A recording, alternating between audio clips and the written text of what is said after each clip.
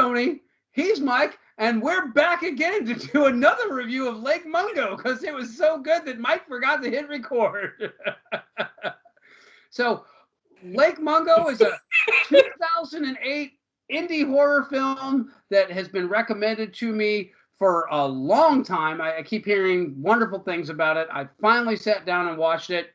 After that, I told Mike we needed to watch it, and it's available on Amazon Prime right now, so you can view this. So, Mike, tell me what you thought. I'm sorry. I'm still laughing at the fact that I fucked up. Anyway, I totally dug this movie. I think you said it best the first time we ran through this, where if you walked into the room and saw somebody watching this, you would swear up and down you're watching a legit, documentary. It was that good. Everybody comes across genuine and sincere. You buy the fact that these people are the people that they're portraying. The way the film evolves, where first it starts off as this portrayal of grief, and then slowly morphs into the supernatural, and then slowly morphs into kind of like a true crime type of thing, and then all these little dirty secrets start popping up about people and the strange goings on that happen in suburbia. Yeah. That gives paints suburbia in a not so pleasant light. It's kind of almost hard to call this a horror film. But it's most definitely not anything else. I would call a horror film. I would call it a thriller. While there's a death, there's no death on screen. There is no death on screen. There's no murder. There's tragedy. There's sorrow. I would call it a thriller because it keeps you hooked. It keeps you entertained. But there's never anything graphic in it. And except for one scene. There's one scene that may be considered horror, but it holds the line.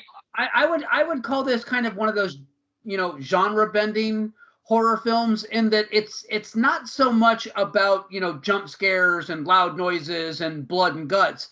It's more about that sensation of dread.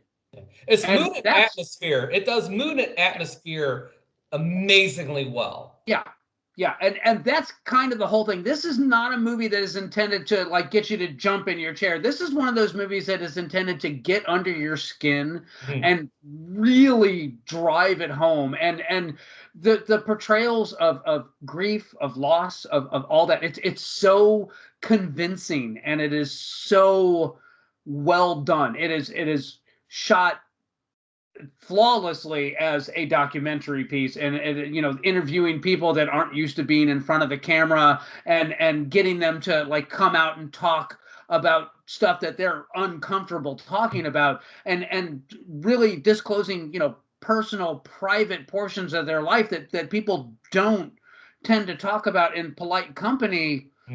And it captures all of that perfectly, and it also captures that sense of tragedy of losing a child, of losing a sister, of losing someone so young that had so much potential, and that's why for me this definitely doesn't fall into the thriller category. It has elements of a thriller, most definitely, and the twists and the turns and everything that's being uncovered through the whole time, but that sense of dread, that sense of grief, that sense of just raw exposure is really what makes this movie unsettling. For me, after I watched this, a couple days later, this movie stuck with me. This movie really gets under your skin in the best way that a horror film can, and unlike anything else that I've seen in a long time. Yeah. The great thing about it is when they talk about the character Alice, the girl that dies, when you're watching the news and you hear about the stories and things like that, when somebody dies, all you get is the most surface level of things. And I love how they cover that first, and then they dig a little bit deeper, and there's another layer, and then dig a little bit deeper, and there's another layer of shit. And this girl is not squeaky clean. She does some fucking some shit that people don't know about. Yeah. And there's secrets. People have secrets. Your neighbors have secrets, and sometimes your neighbors have secrets with your children. Yeah, and that's again one of those things that I appreciated a lot about this was you, you, everybody is someone different depending on who it is that they're having interaction with. You're a different person to your boss than you are to your wife or to your kids or to your friends, and this movie really captures that again, unlike anything I've ever seen before. I can't not praise this film enough. It's obviously a passion project. This is not the kind of movie that someone sets out to do and is hoping for massive box office opening weekends or getting to do big studio Marvel films after this. This is something that is so intensely personal and is filled with such artistic merit. You can't help but feel that they set out to do something and they got exactly what they wanted when they made this film. Yeah, they That's did. rare with a horror film because horror films are almost always just chock full of compromise, either because of budget or because of censors or because, we got to get an R rating and that's too graphic. This movie goes balls to the wall and it hits you exactly the way that it intended to. And it's the kind of hit that leaves a bruise for a little bit. So yeah. For the style of film it is damn near perfect. Yeah. And if somebody said it was a perfect, hey, I'm not going to argue. For me, it was just, like I said, I've never quite seen anything like it. And here's the other thing, too. If you're going to watch this movie, which I can't recommend this enough, again, it's on Amazon Prime. If you have it, it's free. Go watch it.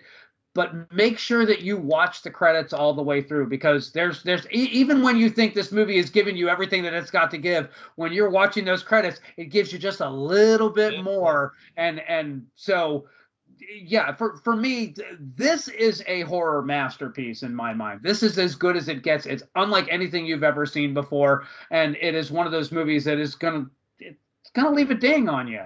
It's a heavy watch. So I'm still not going to call it a horror. I'm just not. I can't, in good conscience, call it a horror. That's fair.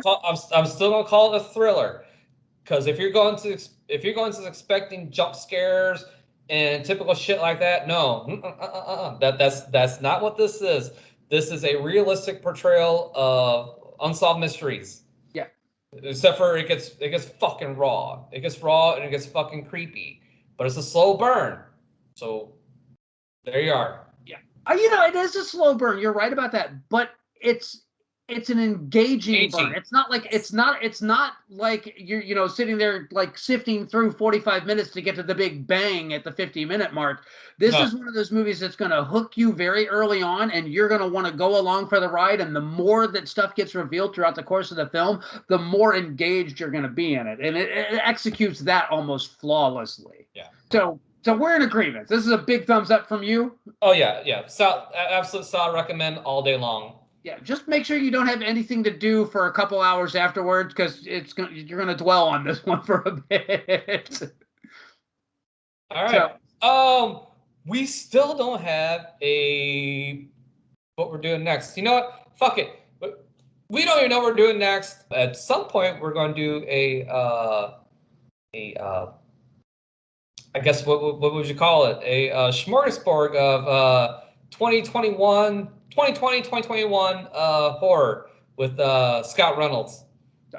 So look forward to that. I don't know when that's going to happen, but some point. We're doing something. We don't know what. We'll get to it.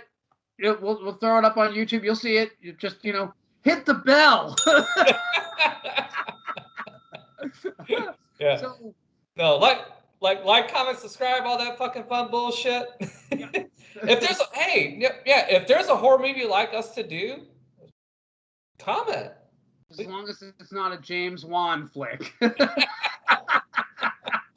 We did 2 already this year. We're good. All right. Well, we'll see you guys the next time.